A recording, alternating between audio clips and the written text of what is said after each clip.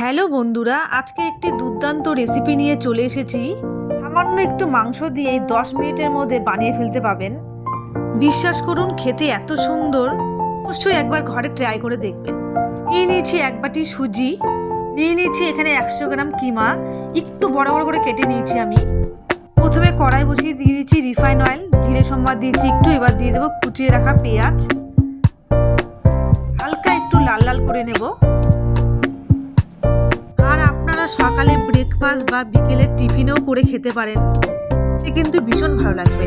ব্যাস, পেঁয়াজ একটু হালকা লাল লাল হয়ে গেছে। এবার দিয়ে দেবো তার মধ্যে কারি পাতা আর চিকেন কিমা।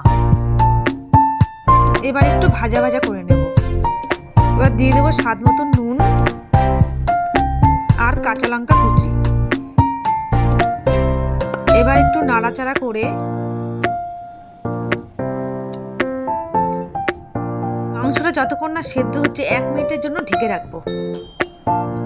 ব্যাস দেখুন, মাংসটা সেদ্ধ হয়ে গেছে। এবার ভালো করে একটু ভাজা ভাজা করে নেব। ব্যাস, আমি ভালো করে ভেজে নিয়েছি। দিয়ে দিচ্ছি স্বাদ মতন চিনি। এবার দিয়ে দেবো 1 বাটি সুজি। এখানে 100 গ্রাম সুজি আছে।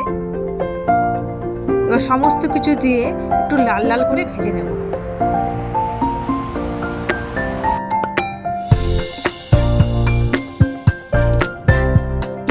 ভালো করে ভেজে নিচ্ছি আমি। এবার দিয়ে দেবো সামান্য একটু বাটার। এবার একটু নাড়াচাড়া করে দিয়ে দেবো পরিমাণ মতন জল।